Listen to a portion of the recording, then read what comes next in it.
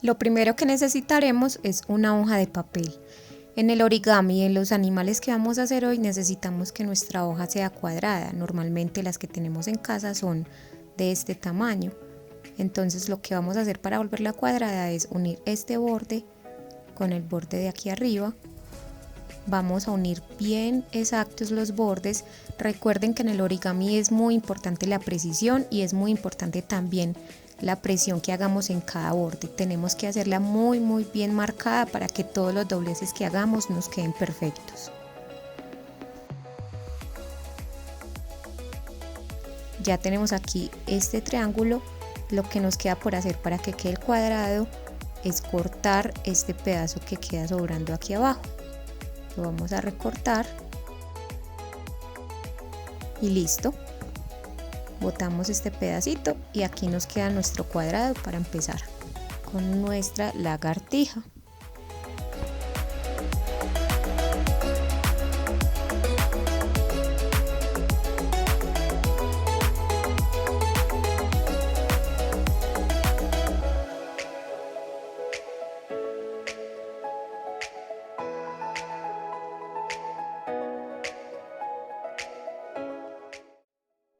Aprendamos sobre los reptiles y los anfibios.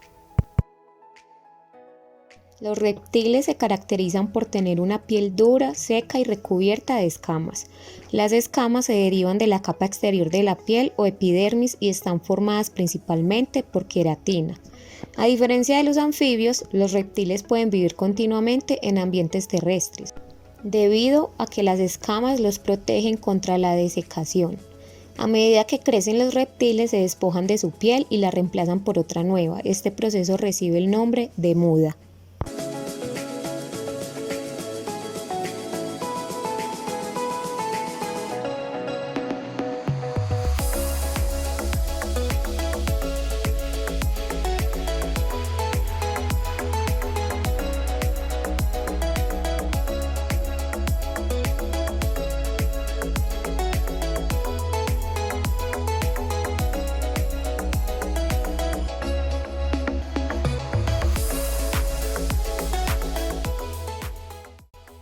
Los reptiles respiran a través de pulmones y como los peces y los anfibios son ectotérmicos, es decir, la temperatura del cuerpo depende de fuentes de calor externas como el sol.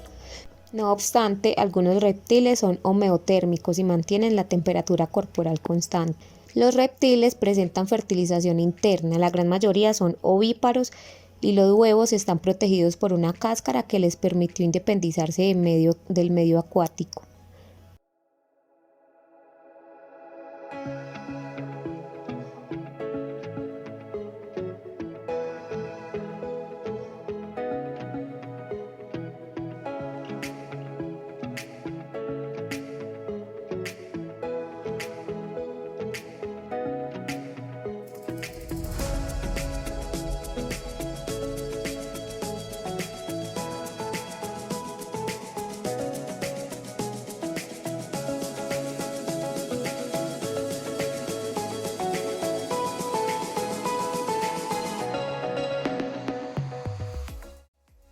Dentro del grupo de reptiles se encuentran animales como la cobra, el caimán, la iguana, el camaleón, las víboras, las tortugas y el cocodrilo.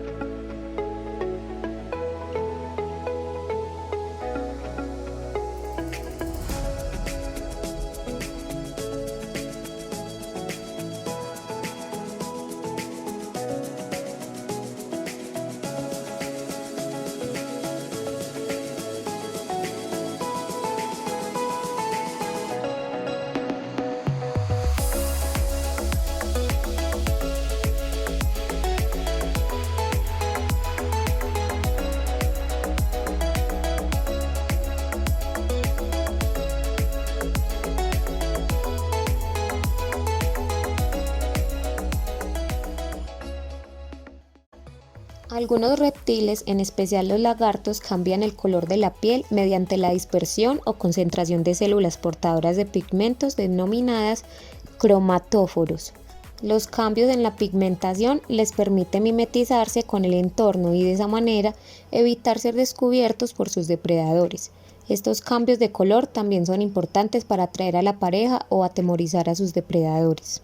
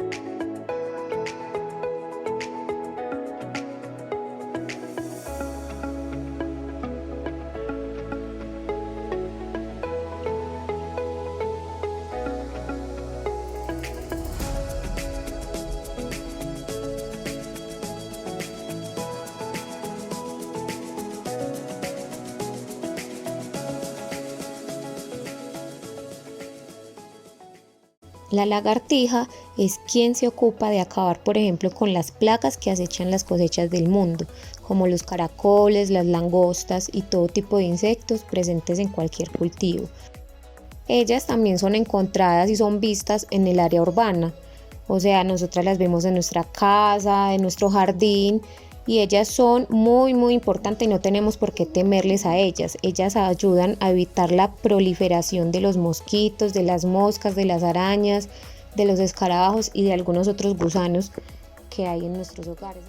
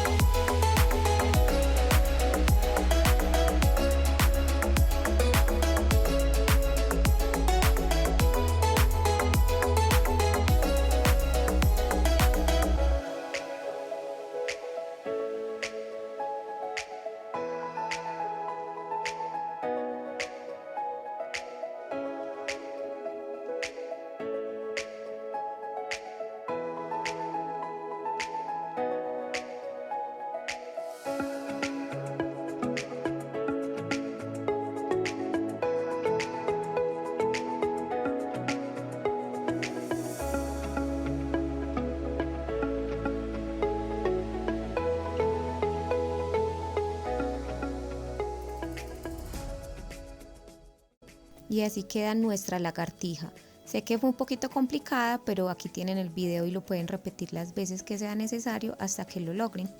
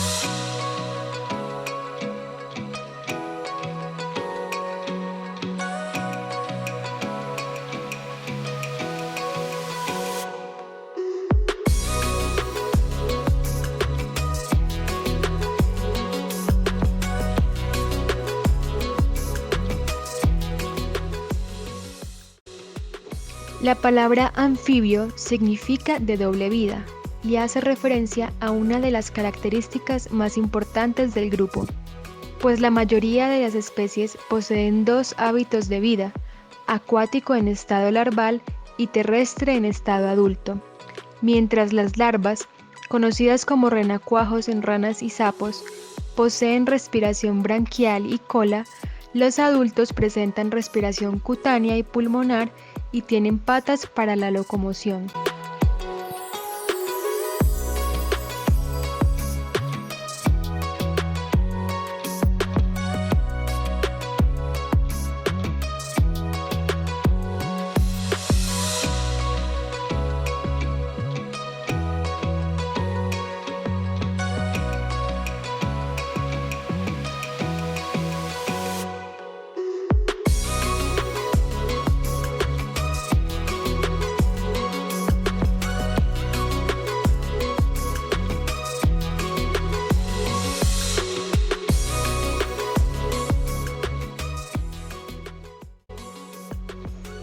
Los anfibios se caracterizan por presentar una piel desnuda, permeable al agua y cubierta de glándulas mucosas, que mantienen la superficie del cuerpo húmeda. En algunos anfibios, estas glándulas producen sustancias tóxicas o de sabor desagradable que son empleadas para la protección contra los depredadores. El cráneo es osificado en los adultos y presenta muchos espacios, lo que contribuye a que éste sea muy liviano, sobre todo en especies como ranas y sapos. El corazón posee 3 cavidades y la respiración se realiza a través de la piel y de los pulmones.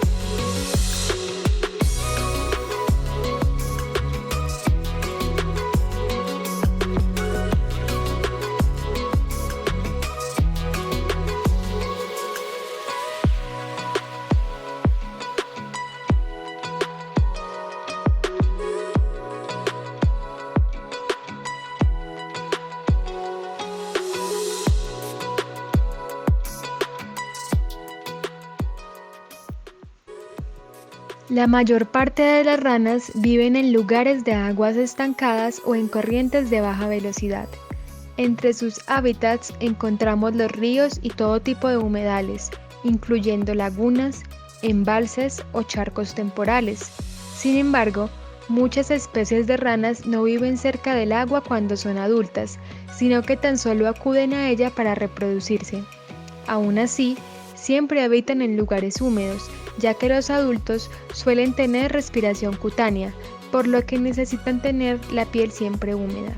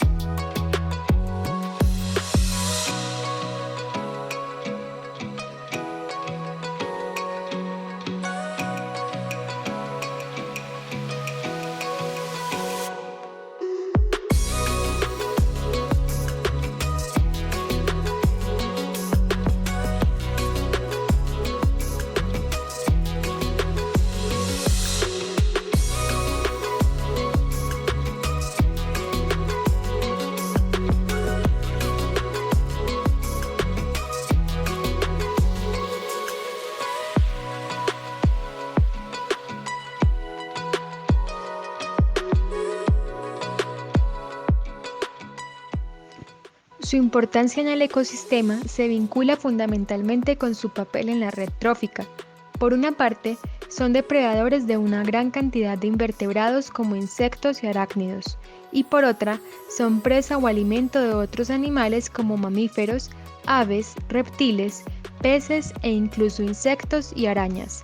Entre los insectos de los que se alimentan los anfibios hay especies nocivas para el ser humano, como las que transmiten enfermedades como el dengue, el Zika o la malaria, o bien insectos que son plaga de cultivos agrícolas, como langostas y algunas especies de escarabajos. En este sentido, los anfibios ayudan a controlar poblaciones de insectos que diseminan enfermedades o que perjudican gravemente a la agricultura.